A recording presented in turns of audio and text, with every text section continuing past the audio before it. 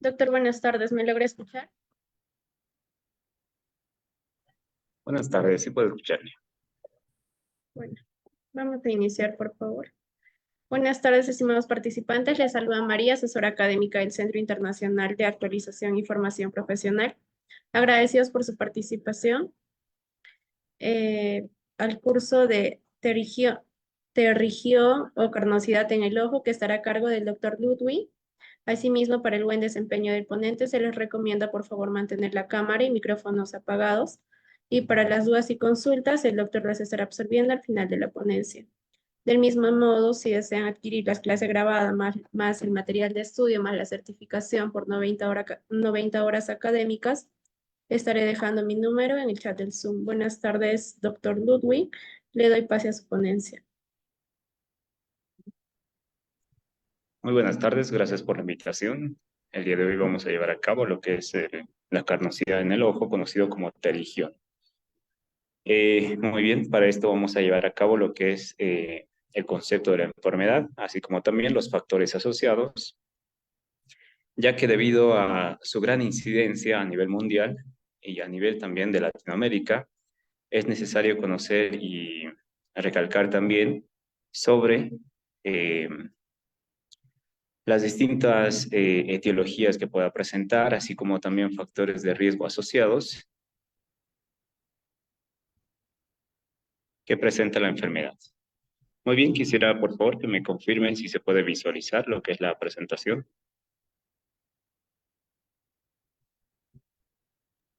Sí, se visualiza, doctor. Perfecto, gracias. Entonces, como podemos apreciar en la imagen, prácticamente esta región se caracteriza por una membrana, como ustedes pueden apreciar, que va a invadir lo que es la conjuntiva y lo que es la córnea, y esto va a limitar la cierta funcionalidad que presenta el globo ocular, así como también molestias en el paciente.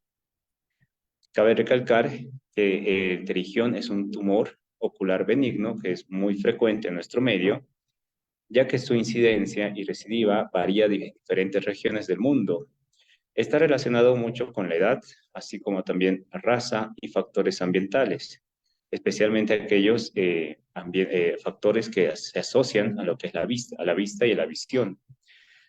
Se ha podido evidenciar que tiene un origen congénito o puede ser adquirido y es mucho más frecuente entre las edades de 20 y 40 años de edad. Cabe recalcar que en los últimos estudios que se han realizado, se ha observado que en el epitelio que presenta el pterigión posee marcadores del gen P53. Pterigión viene de la palabra griega teros, que significa alas, ¿no? Y prácticamente es un crecimiento, ¿no?, fibrovascular de forma anormal que se aprecia en el tejido conjuntival y da una cierta característica triangular. Generalmente invade lo que es la córnea a partir de lo que es la conjuntiva vulvar. Se compone de una cabeza, se compone también de un borde anterior que va a estar delimitado por la línea de Stoker. Y además presenta un cuello y un cuerpo lleno de neovasos. Esta va a ser una característica principal del pterigión para diferenciar de otras entidades, de otras patologías que vamos a ir viendo a continuación. Como podemos evidenciar ahí en la imagen, se aprecia esa forma triangular presentando una base localizada en la periferia y el ápex, es decir, la punta del triángulo, se dirige hacia lo que es la córnea. Esta puede ser nasal o temporal y consta de tres áreas: una cabeza, cuello y el cuerpo. La cabeza hace relación con lo que es el ápex o la punta del triángulo y más inferiormente a esta se encuentra el cuello y la base corresponde a lo que es el cuerpo. Dentro de lo que es el pterigión se encuentra dentro de las patologías concernientes a las neoformaciones en la conjuntiva, es decir, a nivel de la conjuntiva vulvar, intrapalpebral, ya que esta zona es expuesta a irritaciones. Hay que diferenciarlo y hay que también mencionar otra entidad que es muy común en personas adultas ya que se asemeja mucho a este tipo de tejido, el terigión, ya que presenta nódulos amarillos de tejido elástico, pero a diferencia, esta va a estar rodeado de lo que es un tejido hialino en la córnea, en la abertura palpebral. Poseen de igual forma neovascularización y además presenta una degeneración de las fibras de colágeno del estroma. A esta entidad, como podemos diferenciarlo del terigión, esta se va a dar, uno, en la diferencia del color, es decir, el terigión va a ser un aspecto más rojo amarillento, de igual forma es una neoformación, tiene una base en extremo, tiene esa formación triangular, y su base generalmente se ubica a nivel del extremo nasal, y el ápice se va a ubicar a nivel de lo que es el limbo esclerocorneal, lo cual se extiende su vértice hacia la córnea. Vamos a apreciar que fragmenta la membrana de Bowman, produciendo una opacidad. Y también se aprecia lo que es la línea de Stoker, cosa que se diferencia de lo que es la pingüe. Esta también nos va a ayudar a entender cómo va a relacionar estas entidades. Y para esto es necesario realizar un recuento anatómico que nos va a ayudar a diferenciar y entender acerca de las estructuras que son afectadas a nivel especialmente de la córnea y la conjuntiva. Tenemos aquí lo que es la anatomía prácticamente. Recuerden que lo dividimos en tres. El globo ocular, una túnica externa, una túnica media y una túnica interna. Bueno, en la externa, como su nombre lo indica, va a ser todo lo que está en la periferia del globo ocular, siendo así lo que es la córnea, que se encuentra en la parte anterior del globo ocular, siendo una membrana hialina, y de esta forma va a continuar con lo que es la conjuntiva y también tiene anexos lo que son las glándulas y párpados. Entendemos acá la conjuntiva, que lo vamos a dividir en dos partes, mejor dicho en tres. En la literatura nos menciona 2 a 3 partes. Tenemos una palpebral, que es la unión mucocutánea, que esto va a estar relacionado con los bordes palpebrales y adheridos a las láminas tarsales. Luego tenemos del fondo de saco, la cual va a estar suelta y redundante, se hincha fácilmente y se distribuye en los pliegues. Luego tenemos la región vulvar, que es aquella que cubre la esclerótica anterior, unida a la cápsula de Tenno. Como pueden apreciar en la imagen, ahí se puede diferenciar estas características y subdivisiones que presenta la conjuntiva. Aquí les muestro un corte sagital, coronal que tenemos, donde podemos evidenciar lo que es el globo ocular, ¿no? De una vista superior, lo cual nos permite diferenciar lo que es la conjuntiva palpebral, ¿no? Las limitaciones junto con lo que es la conjuntiva vulvar. Ahí también se puede apreciar dónde se encuentra la córnea, el párpado y lo que es la esclera como tal. El epitelio conjuntival prácticamente tiene entre 2 a 5 capas. Son células cuboidales, poliédricas, y este epitelio suele queratinizarse, ¿no? Debido a factores ambientales externos que pueda presentar. Luego tenemos el estroma, que es la sustancia propia. En este caso es un tejido conjuntivo muy vascularizado, y la capa adenoidea tiene tejido linfoide, ¿no? 3 meses, y capa fibrosa continúa con las láminas tarsales. Aquí podemos evidenciar nuevamente la conjuntiva y sus subdivisiones. Ahí podemos apreciar que la conjuntiva es una membrana mucosa y se va a diferenciar con la conjuntiva palpebral, como señala lo que es la flecha, y la conjuntiva vulvar, ¿no? La que está pegado a lo que es la esclera como tal.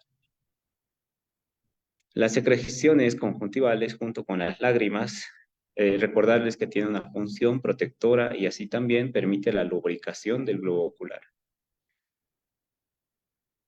Luego hablamos de los párpados y glándulas que nos van a generar una protección del globo ocular frente a agentes externos como ser el polvo, el clima, el calor, frío, la luz, y que además mediante el parpadeo aseguran lo que es una hidratación constante de la córnea, esparciendo lo que es el líquido lagrimal, ¿no? Importante esto recalcarlo porque se asocia este tipo de alteraciones con el síndrome de ojo seco, por ejemplo. Luego también cabe recalcar la presencia de glándulas, como es la glándula de Meibomio, la de Moll y la de Seyss, que nos va a generar lo que es la lubricación y además agentes protectores para el globo ocular. Tenemos que en las glándulas secretoras de mucina, tenemos células caliciformes, tenemos las criptas de Henle y las glándulas de Mans, quien rodean el limbo. Y glándulas accesorias lacrimales, conocidas como la de Krauss y la de Wolfring, quienes se encuentran profundamente en la lámina propia. Bueno, como indicamos, la anatomía prácticamente la tenemos en tres partes: la externa, media e interna, también conocido como fibrosa, vascular y nerviosa respectivamente. En el globo ocular, la externa es lo que vamos a mencionar hoy, ya que va a ser nuestra principal alteración, porque recordarles que el pterigión no es más que un tumor benigno que nace a partir de lo que es el tejido eh, esclerótico, ¿no? Y conjuntival. Entonces tenemos lo que es la córnea y la esclera pertenecientes a la túnica externa. Ahí podemos apreciar en la imagen córnea, parte anterior, esclera o esclerótica, lo que les rodea. La córnea prácticamente es un tejido que no posee vasos sanguíneos, está rodeado de fluidos y tiene una lágrima anteriormente y un humor acuoso posteriormente, ¿no? Tiene una forma oval. Recordad que la córnea principalmente ayuda en la refracción de la luz. Dentro de sus dimensiones, características, es importante destacar lo que es el diámetro, ¿no? Temporonasal, dado entre 11 y 12 milímetros. Y entre su grosor, tenemos dentro de lo normal, entre 515 a 530 micras. Su función prácticamente es refracción de la luz, ya que funciona como un lente natural, ¿no? Que presenta juntamente con el cristalino. Este va a ser el primer paso por donde atraviesa la luz y quien va a ayudar a refractar. Y además otra función es proteger. En cambio, la esclera, como podemos ver, prácticamente es la estructura que da soporte, ¿no? A lo que es, y da forma también a lo que es el globo ocular. Y su naturaleza prácticamente es del tipo colágeno. Forma lo que es la capa externa y fibrosa del ojo. Ahí podemos apreciar, es fundamental también para la inserción de lo que es los músculos extraoculares, ¿no? Que podemos ver ahí en la imagen, como ser el recto superior, recto inferior, recto medial, recto lateral y los dos oblicuos, tanto superior e inferior, ¿no? Que van a ayudar justamente a la movilidad de lo que es el globo ocular. También cabe destacar la transición córnea, que no es más la limitación entre lo que es la parte esclerótica y corneal, conocido como limbo esclerocorneal, y en la parte posterior termina a nivel del nervio óptico. Dentro de las funciones de la esclera, ya que es de naturaleza colágena, ayuda a proteger los tejidos intraoculares. Y además, debido a su naturaleza, da la forma y también el tono ocular. Ahí podemos ver otra de las funciones que sirven como punto de anclaje, ¿no? Para estos músculos, que permite lo que es la movilidad como tal, ¿no? De los músculos extrínsecos. Y cuando hay alteración de estos músculos, podemos mencionar lo que son alteraciones como el estrabismo, ¿no? Es muy común también. Muy bien, dicho esto, ya hemos visto lo que es la función, ¿no? La anatomía de estas dos estructuras principalmente, como son la córnea y la esclera. Nuevamente recalcarles la definición, ¿no? Primero es un tumor, ya que es benigno, se da por una hiperplasia, tiene componentes tanto fibrosos como vasculares, como se puede ver ahí en imagen, y se va a dar a nivel de la conjuntiva vulvar, ¿no? Que va a invadir la córnea, juntamente con la esclera. Entonces, lo definimos como hiperplasia fibrovascular de carácter benigno de la conjuntiva vulvar que invade la córnea. Está clasificado dentro de las degeneraciones no involutivas o también tumoraciones epiteliales benignas corneales y se localiza en la conjuntiva vulvar cerca del limbo corneal, en el área interpalpebral, ¿no? Como se puede ver, se puede apreciar en la imagen. Cabe destacar la característica, ¿no? No olvidarse, tiene esa coloración, ¿no? Medio rosado, amarillento, rojo, amarillento. Y además, lo más importante es la forma triangular que presenta, y siempre el ápex o la punta del triángulo se dirige hacia lo que es la córnea. Puede ser unipolar, es decir, que afecta a un solo ojo, o también puede ser bipolar, que puede afectar el mismo ojo, pero a los ambos lados, es decir, que afecta tanto el lado nasal como el temporal. Lo más frecuente que vemos en los pacientes es nasal, es decir, nasal hablamos del lado que va hacia la nariz. Y vemos la clasificación. El terigión se lo clasifica según la extensión que presenta y lo definimos como grado 1 en el limbo corneal. Es decir, se encuentra a nivel de lo que es entre el límite, entre lo que es la córnea y lo que es la esclera. Grado 2, entre el limbo corneal y el área pupilar. Pupila, no se olviden que es prácticamente el centro, ¿no? De lo que es la córnea, prácticamente lo que va a ayudar a ingresar lo que es la luz. Y grado 3, decimos que es grado 3 cuando llega hasta el área pupilar. Y grado 4 sobrepasa el área pupilar. Prácticamente si llega a tocar lo que es ya el área pupilar, a medida que va avanzando esta entidad, entonces va a ir afectando más y más al paciente en lo que es la calidad de la visión. Entonces, grado 1, limbo corneal. Grado 2, entre el limbo corneal y el área pupilar. Grado 3, hasta el área pupilar. Y grado 4, que va a sobrepasar esta área pupilar, ¿no? Ahí se puede apreciar en la imagen cómo se va a distribuir y cómo se extiende lo que es el pterigio.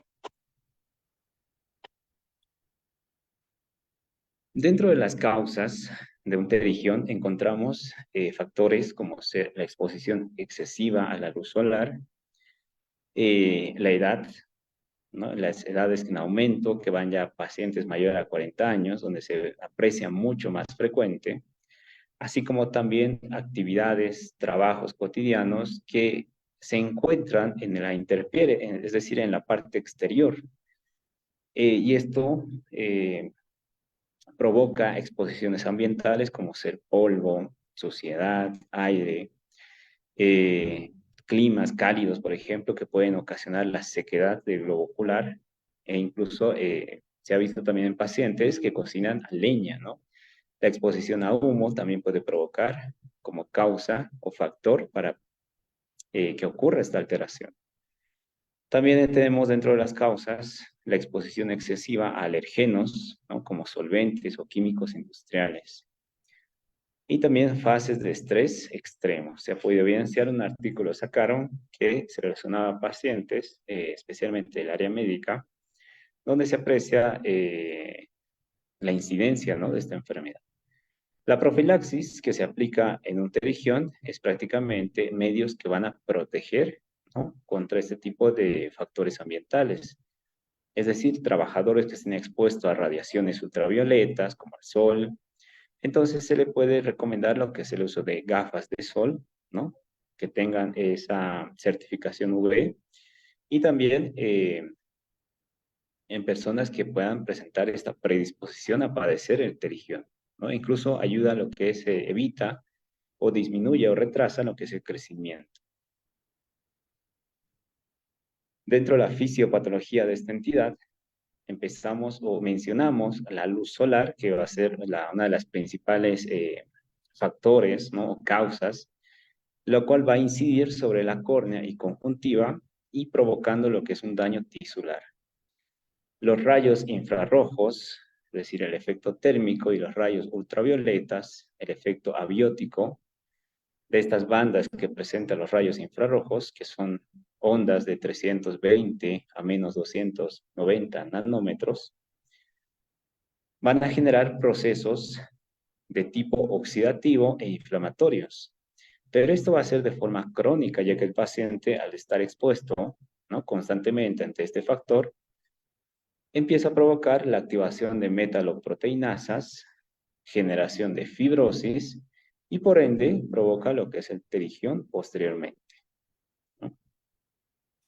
Entonces, la patogenia prácticamente se da por una degeneración corneal no involutiva, principalmente la exposición crónica a los rayos ultravioleta, por lo cual va a provocar y va a modificar cambios celulares a nivel de las células limbares, provocando la ruptura de la barrera limbar.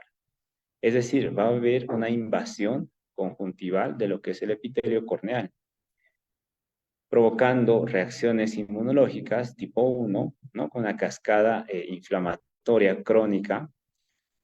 Se da lo que es la generación de metaloproteinasas de la matriz, así como también salida de interleucinas y factor de necrosis tumoral, provocando así lo que es la remodelación del tejido, y de esta forma se empieza a aparecer ese tejido fibrovascular. Aquí podemos apreciar cómo es que se da principalmente en el campo nasal, es decir, en el lado afectado nasal. Ahí se puede apreciar cómo la luz, ¿no?, los rayos de luz del sol, desde el sector temporal se enfocan en la membrana basal epitelial, pero lo van a hacer a nivel del limbo en el sector nasal, ¿no? Como se aprecia en la imagen, cómo los haces de luz llegan y confluyen directamente hacia lo que es el limbo en el sector nasal. Es de esta forma que la situación o la localización más frecuente se da a este nivel. Aquí les dejo una tablita acerca de lo que es la fisiopatología, ¿no? Y llevando así toda la cascada inflamatoria, el cambio de remodelación que hay a nivel de lo que es el limbo, ¿no?, y estas células limbares, y provocando por ende lo que es ese cambio, esa modificación y la formación de este tejido neofibrobascular, ¿no? Por ende, dando así lo que es el pterigión. Dentro de la epidemiología, prácticamente es común en países cálidos, generalmente de 0 a 30 grados. La radiación UV es el factor de exposición más conocido hasta el día de hoy, y el resto de factores también climatológicos intervienen en lo que es la enfermedad, aunque su mecanismo de acción todavía no es tan claro como los rayos de luz, los rayos UV. Su epidemiología se da frecuentemente en edades de 20 y 50 años de edad y se lo correlaciona con lo que es la alteración también del gen P53. Así como también la frecuencia va a un aumento en poblaciones rurales. Dentro de lo que es la clasificación, pero la actividad, lo que hace un momento hemos visto era según la extensión. Según la actividad podemos encontrar dos: un pterigión activo y un pterigión inactivo. El activo va a generar como tal una sensación de molestias como ser ardor, prurito, sensación de cuerpo extraño, y además de esto se va a venir acompañado de una historia ya de crecimiento, además de lesión sobrelevada vascularizada. Y se le observa una presencia de islotes de Fuchs. Ahí, como se puede apreciar en la imagen, prácticamente son tejidos, una recolección de tejido que se lo aísla, o sea, que se aísla a nivel de lo que es el pterigión, y se los conoce como islotes de Fuchs. En cambio, el inactivo es una lesión asintomática, no presenta vascularización y no hay crecimiento. Y la clasificación según la histología, el tipo de tejido o células que presentamos, tenemos el angiomatoso, el fibroso y el mixto. Angiomatoso porque presenta una lesión conjuntival sin estroma, con canales vasculares y edema intervascular. En cambio, el fibroso, de igual forma, es una lesión conjuntival, pero presenta un estroma fibrótico y pocos elementos vasculares, ¿no? Ese es uno de los más frecuentes. Y el mixto es una lesión que posee ambas características mezcladas, es decir, tanto el angiomatoso como el fibroso. De igual forma, recordarles la clasificación según la extensión de un terigión, grado 1 por el limbo, grado 2 entre lo que es el limbo y el área pupilar, grado 3 que llega, ¿no?, sobre el área pupilar, y grado 4 que se va a extender sobrepasando esta área pupilar, ¿no? Prácticamente llega a todo lo que es el centro del ojo. También se utiliza en oftalmología una clasificación clínica, ¿no?, la cual también nos orienta la extensión y el grado de severidad que pueda presentar el terigión, porque esto se relaciona con manifestaciones visuales, ¿no? A medida que se va extendiendo y llega a lo que es el área pupilar, entonces el paciente puede empezar a tener alteraciones visuales. Entonces, según la clasificación clínica, podemos clasificarlo midiendo lo que es el terigión. Tenemos menor a 2 milímetros, entre 2 a 4 milímetros y mayor a 4 milímetros. Esto nos interesa porque cuando un terigión es menor, es de menor tamaño, entonces la invasión es menos de 2 milímetros. En cambio, cuando es de mayor tamaño, va a invadir más lo que es la córnea, ¿no? Y esto puede afectar, repito, lo que es la dificultad o alteraciones visuales. Entonces, ¿qué vamos a realizar ante esta entidad, ¿no? Primero, siempre una buena anamnesis, un interrogatorio completo, y preguntar siempre, ¿no?, la actividad que realiza, el trabajo, porque hay factores asociados a esto, especialmente pacientes que llevan su vida diaria expuestos a factores ambientales, ¿no? Es decir, personas que trabajan en la calle prácticamente. De igual forma, realizar tanto lo que es la anamnesis, ¿no?, y observar el enrojecimiento ocular, la tumefacción, el prurito que pueda estar presente en los pacientes.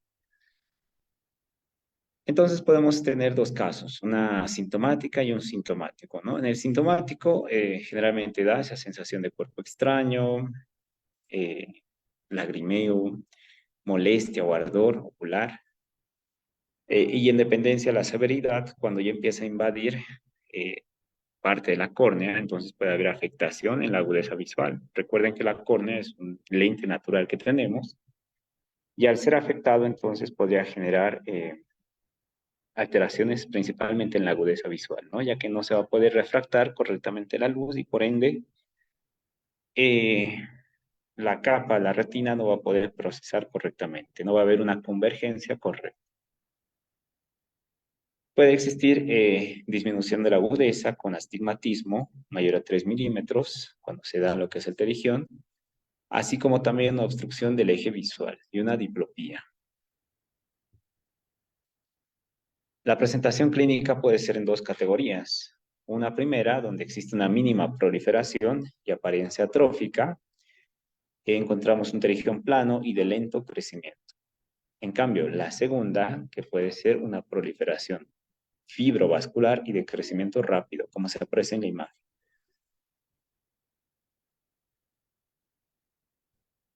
El diagnóstico para poder tomarlo en cuenta ante esta entidad, primero va a ser clínico, ¿no? Juntamente con lo que es la anamnesis, el examen físico. Dos, es identificar clínicamente, ¿no?, las características de este terigión, es decir, su forma, el color, el aspecto que presenta, la ubicación también, y también visualizar lo que es la línea de Stoker. Enseguida vamos a ver esa línea. Así como también si existe o no lo que es la actividad inflamatoria que se va a relacionar con esas líneas o islas de Fuchs, que son opacidades a nivel de la membrana de Bowman, y también la proliferación vascular con aumento de tamaño, así como también la presencia de la congestión conjuntival, es decir, falta de transparencia de la córnea con opacidades de la membrana o en la membrana de Bowman. Entonces, para hacer el diagnóstico, realizamos la anamnesis, examen físico, vamos a explorar lo que es el globo ocular, realizando fondo de ojo, una inspección, y vamos a apreciar, ¿no?, esa característica como vemos ahí en la imagen, ¿no? Esa proliferación fibrosa, vascular, que crece a nivel de la conjuntiva y tiene vértice que se dirige hacia el centro de la córnea. Eso es lo que tenemos que ver. La localización generalmente es nasal, como podemos ver ahí, temporal o también puede ser ambas, pero principalmente es nasal. Puede ser uni o bilateral, es decir, en uno o los dos ojos. Y también identificar lo que es la cabeza, cuello y cuerpo de este pterigión. Ahí podemos evidenciar lo que son la línea de Stoker, que se localiza por delante de la cabeza, ¿no? Y con una coloración café por el contenido de hemosiderina. No sé si lo pueden apreciar. De igual forma, aquellos interesados se les va a pasar lo que es el material, ¿no?, la clase grabada, así como también el material extra y la presentación para que ustedes mismos lo puedan visualizar. Pero ahí se ve claramente, no sé si lo pueden notar, que justamente en la cabeza se evidencia una línea, ¿no?, una coloración café, y esto se debe al depósito que presenta de hemosiderina. Ahí podemos ver también que el cuerpo contiene vasos radiales en relación al vértice. Entonces, los datos, tanto clínicos, ¿no?, vamos a traducirlo en actividad inflamatoria y se va a relacionar con lo que es el incremento en la sintomatología, la presencia de las islas de Fuchs, que aparecen como pequeñas opacidades, ahí se pueden visualizar, ¿no?, como manchas cafés pequeñas en la membrana de Bowman. La vascularización también y la congestión, la falta de transparencia y manchas en el epitelio corneal. Entonces, no olvidarse, por favor, lo que son las características, el aspecto, la forma que presenta, y esto asociado a una buena anamnesis, damos el diagnóstico de un pterigio. Cabe destacar que hay que diferenciarlo con otras entidades que pueden asemejarse, pero van a tener sus peculiaridades. Uno de ellos es el carcinoma espinocelular. Luego tenemos el pseudo-pterigión, ¿no?, que parece, pero no es. Y lo que mencionamos hace un momento, ¿no?, esa entidad donde veíamos, o bueno, nos hablaba acerca de lo que es una coloración más amarillenta y no respetaba eso del triángulo. Y también daba otra característica como ser la forma, ¿no? Era muy distinta. Hablamos de lo que es pinguecuela, la cual nos va a mostrar, como podemos ver en la imagen, que de igual forma es una degeneración de la conjuntiva del ojo. Y esto es más frecuente en personas que reciben gran cantidad de radiación solar, pero a diferencia de lo que es el pterigión, este va a presentar como una especie de lenteja, ¿no?, blanca, que aparece a nivel de la esclera. No afecta la visión, no afecta la visión porque no se infiltra lo que es la córnea, a diferencia de lo que es el pterigión, ¿verdad?, que va y se dirige hacia lo que es la córnea e incluso hasta el área pupilar.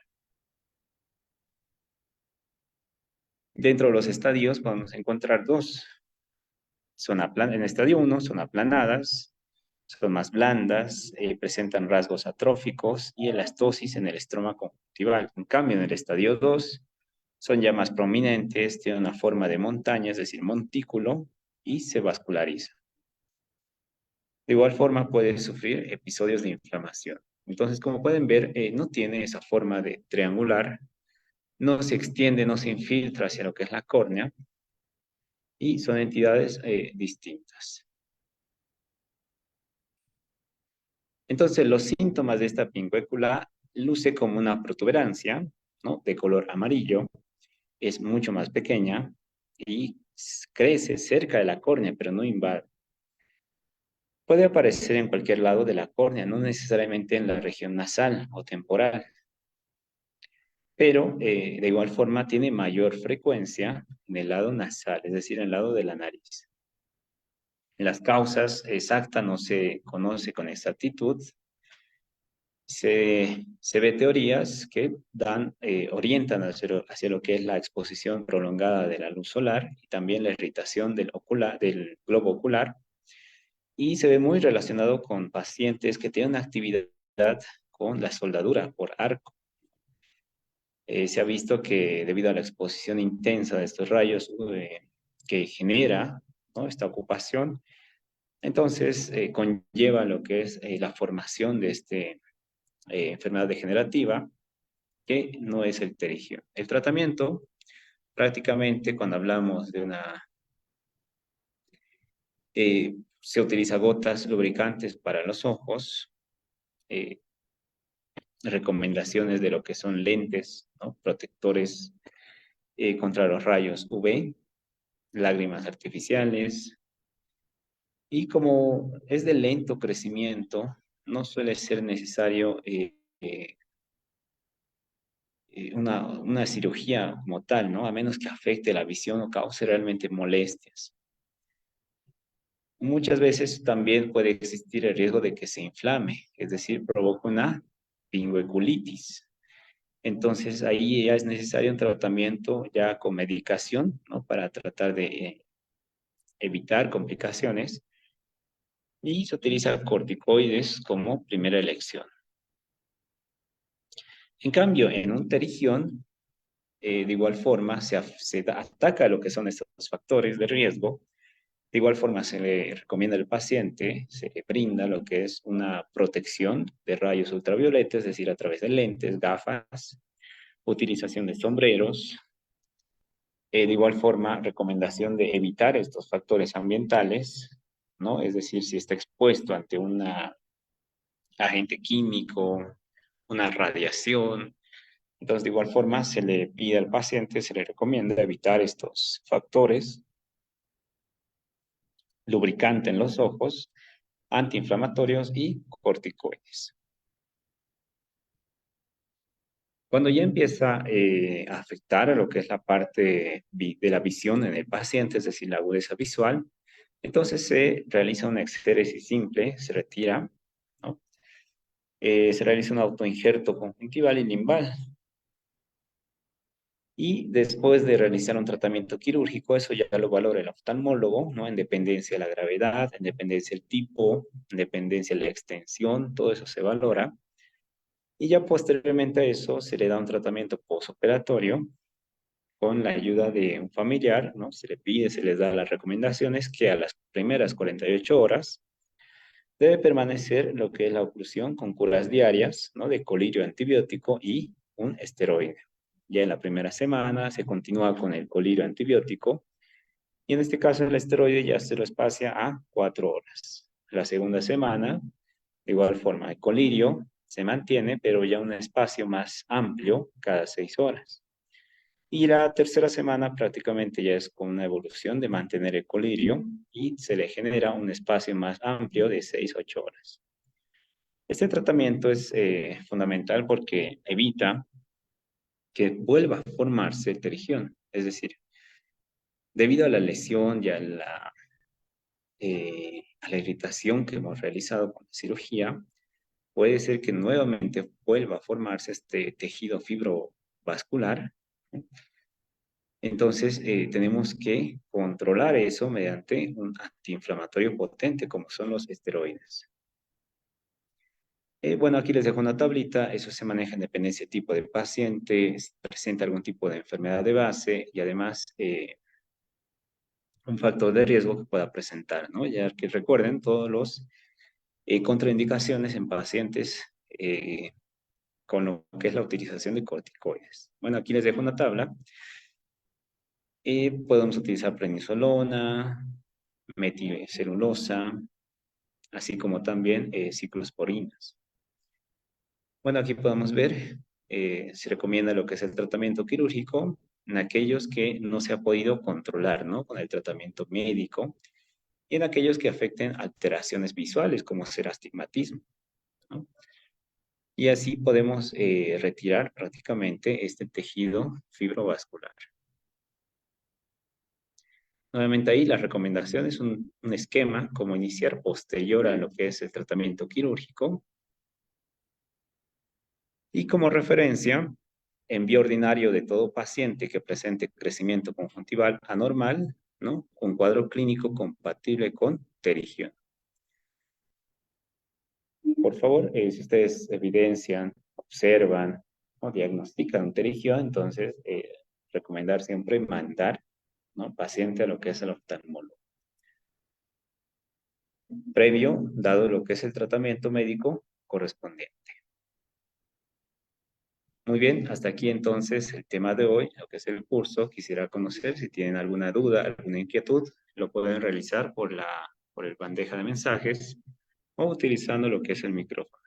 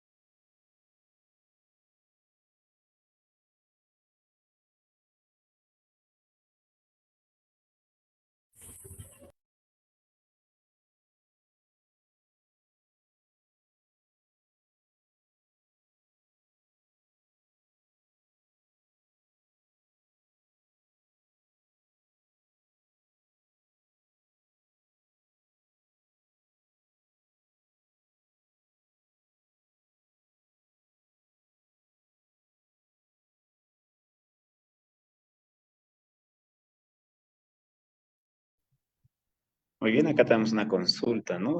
Bueno, más que todo me parece una curiosidad acerca de los tips durante la cirugía.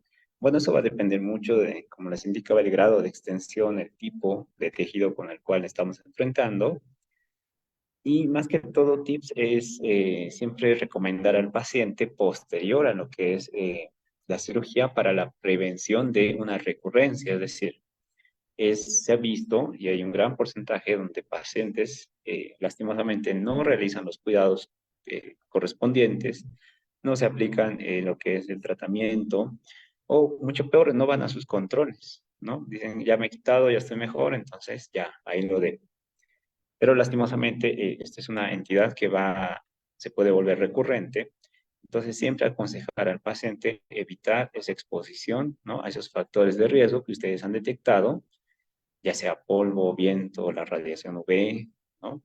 Y siempre recomendar al familiar, ¿no? Que siga el tratamiento, especialmente con el corticosteroides y el antibiótico, lo que es el tratamiento continuo, ¿no? El que debe ser. Y eso depende mucho del paciente con el que estamos.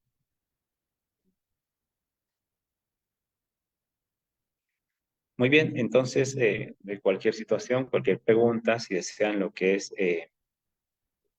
el material, la clase grabada, así como también las diapositivas, lo pueden solicitar al número. Ya la licenciada acaba de enviar su número a lo que es la bandeja de mensajes para que puedan comunicarse y también tener toda esta información, ¿no? Y además aclarar cualquier duda.